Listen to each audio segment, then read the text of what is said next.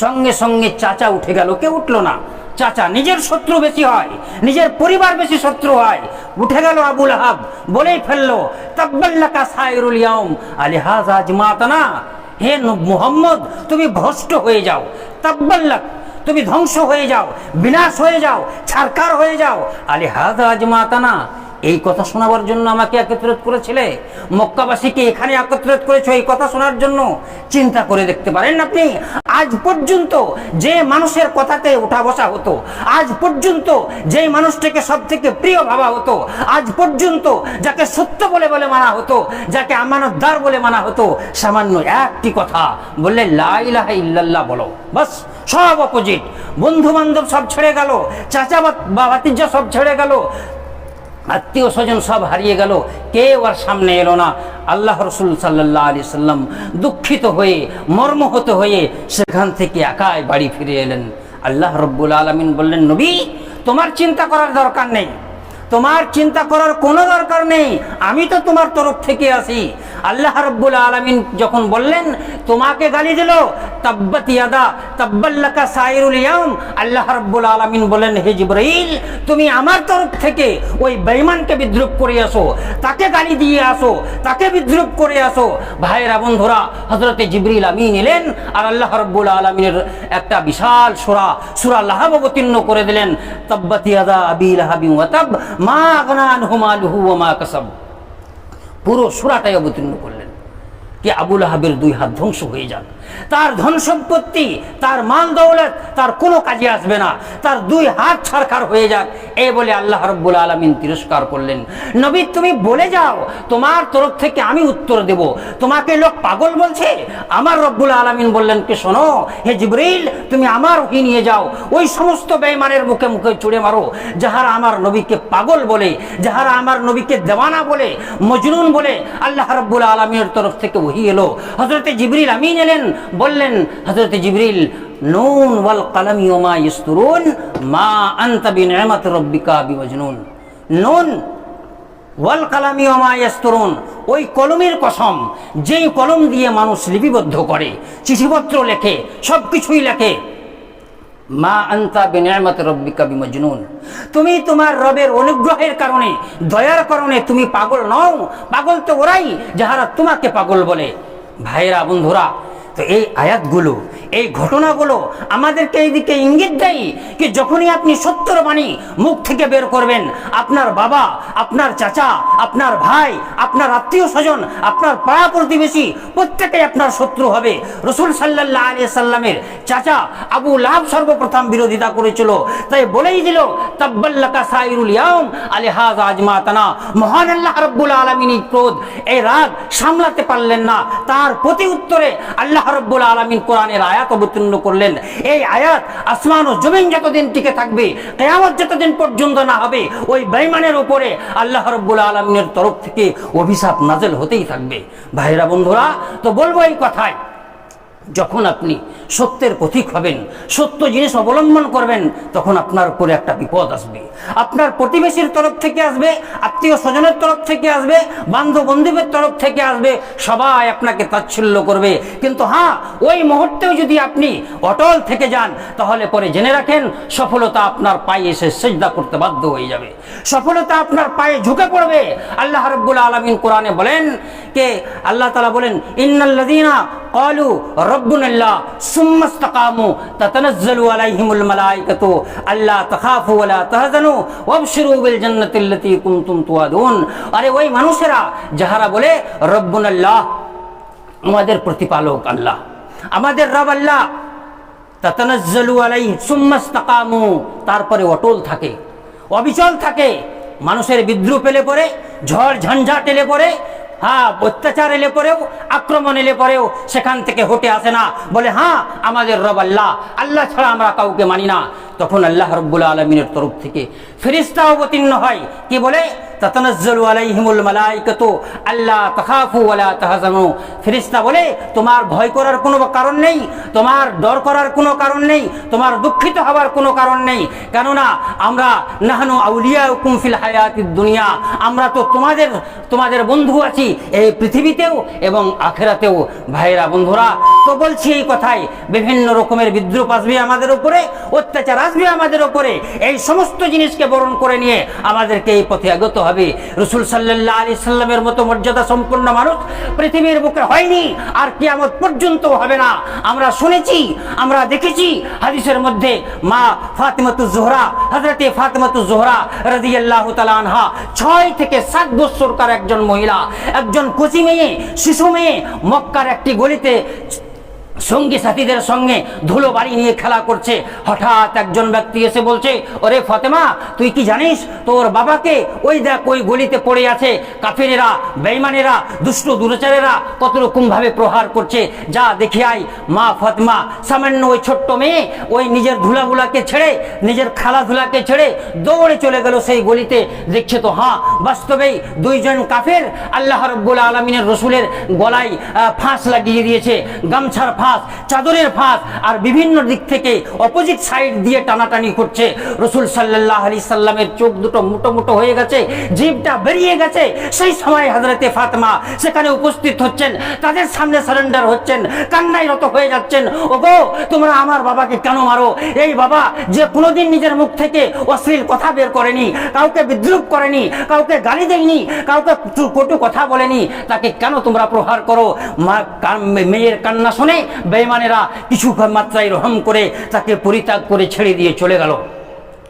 হযরতে ফাতেমা রাসূল সাল্লাল্লাহু আলাইহি সাল্লামকে উঠালেন, গায়ের ধুলো বলিকে ঝাড়তে আরম্ভ করলেন, কাঁদছেন আর আল্লাহ রাব্বুল আলামিনের দিকে মুখ তুলে নালিশ করছেন, এই আল্লাহ তুমি সাক্ষ্য থাকো আমার এই বাপের প্রতি, যেই বাপ আজ পর্যন্ত কাউকে গালি দেয়নি, যেই বাপ আজ পর্যন্ত কাউকে কটু কথা বলেনি, সেই বাপের উপরে এই অত্যাচার, এই নিপীড়ন, এই জুলুম, তুমি আল্লাহ রাব্বুল আলামিন তুমি সাক্ষ্য থেকে যাও।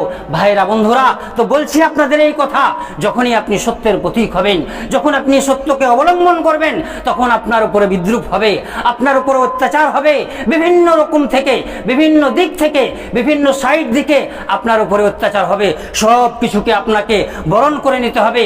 ওই কোরআনের ওই আয়াতকে নিজের জীবনে প্রতিফলিত করতে হবে, যেখানে বলা হয়েছে, ইন্নাল্লাযীনা ক্বালু রাব্বুনাল্লাহ সুম্মা ইসতাকামু তাতানাজ্জালু আলাইহিমুল মালায়েকা, যাহারা বলে আমাদের রব আল্লাহ, তারপরে তার উপরে অটল থেকে যায়, তখন আল্লাহ রাব্বুল আলামিনের তরফ থেকে ফেরেশতা অবতীর্ণ হয় এই সুসংবাদ দিয়ে, এই সুসংবাদ নিয়ে, কেউ গো তোমরা দুঃখিত হইও না, মর্মাহত হইও না, আমরা তোমাদের বন্ধু আছি, এই পৃথিবীতেও আছি এবং আখিরাতেও থাকবো।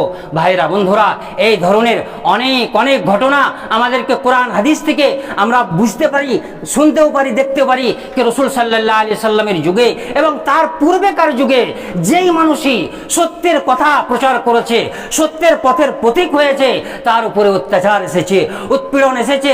আপনি লক্ষ্য করে দেখেন, হযরতে মুসা আলাইহিস সালামের যুগে যখন হযরতে মুসা ফিরাউনের দরবারে এলো এবং ফিরাউনকে সজোরে বলল, ওগো ফিরাউন, যেই ফিরাউন বলেছিল আনা রাব্বুকুমুল আলা, আমি হচ্ছে সবথেকে বড় স্রষ্টা, আমার মতো আর স্রষ্টা কেউ নেই, হযরতে মুসা এবং হযরতে হারুন দুজনাই উপস্থিত হলেন, বললেন, ওগো এই কথা কি কথা বলো, আমাদের আল্লাহ, আমাদের রব আল্লাহ, সেই আল্লাহর সঙ্গে উপরে তুমি ঈমান আনো এবং তোমার এই মিশরের সমস্ত লোককে সেদিকেই তুমি উদ্বুদ্ধ করো, কেন তুমি মানুষকে জাহান্নামের দিকে ধাবিত করছো, জাহান্নামের দিকে কেন ডাকছো? সেই টাইমে হযরতে মুসা আলাইহিস সালামকে ফিরাউন বলেছিল, আচ্ছা তোমার উপরে কি কোনো দলিল আছে, কোনো প্রমাণ আছে, তুমি আল্লাহ রাব্বুল আলামিনের তরফ থেকে এসেছো, স্রষ্টার তরফ থেকে এসেছো, হাল্লাকা বাইয়িনা, তোমার কাছে কি কোনো প্রমাণ আছে? হযরতে মুসা আলাইহিস সালাম বলেছিল, হ্যাঁ আছে।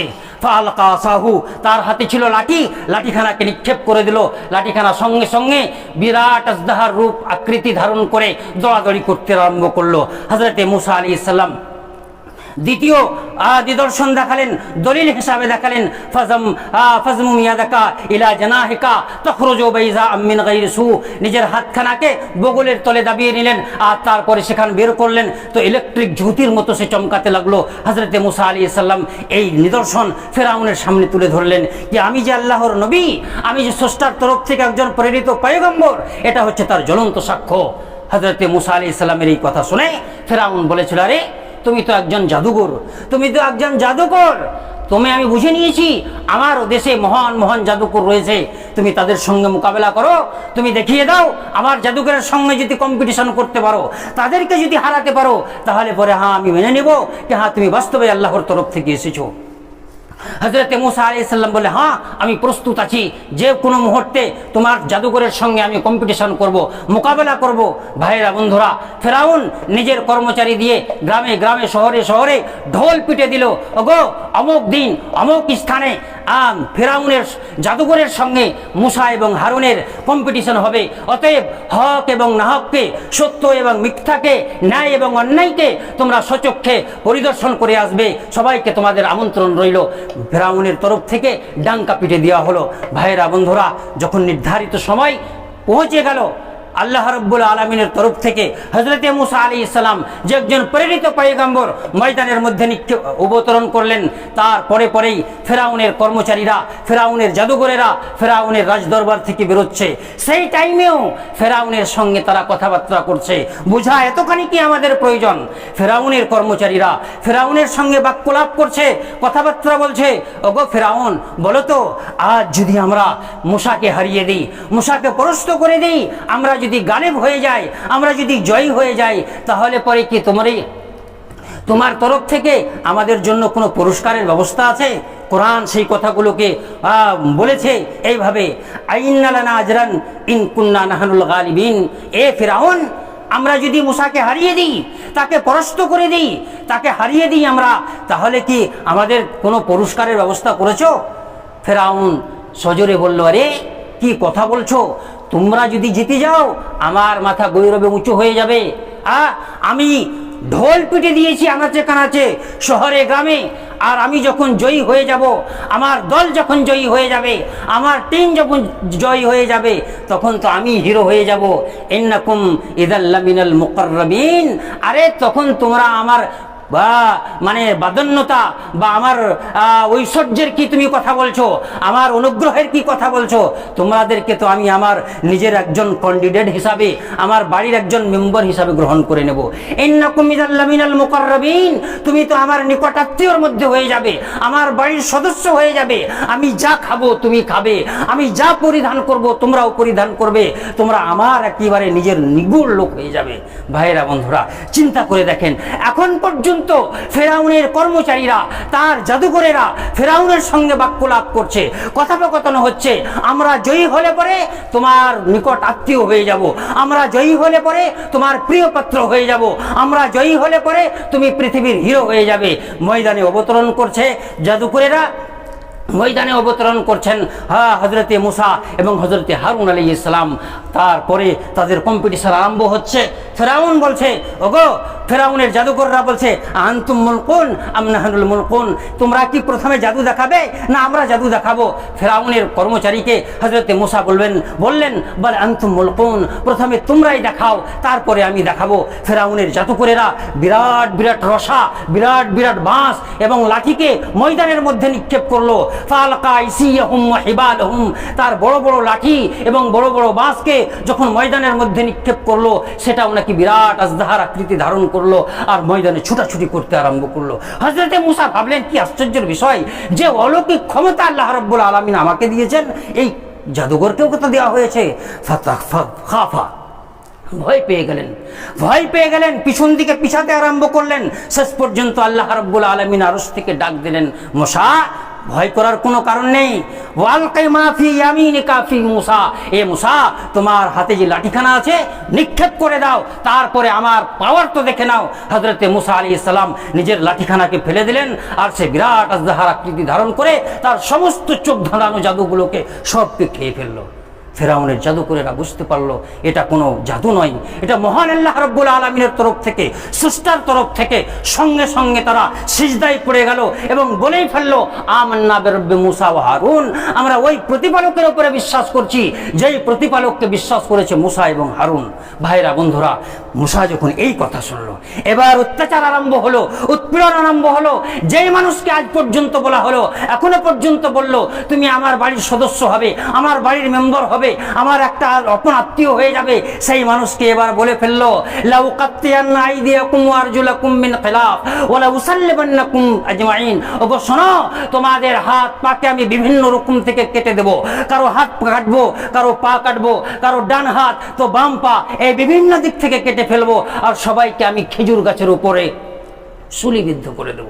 ভাইরা বন্ধুরা, তো বলছি এই কথা, আপনার নিকট আত্মীয় আপনার শত্রু হয়ে যাবে কখন? যখন আপনি সত্যের প্রতীক হয়ে যাবেন, সত্যকে যখন অবলম্বন করবেন। তো ভাইরা বন্ধুরা, আজ এখান থেকে সমাপ্ত করছি।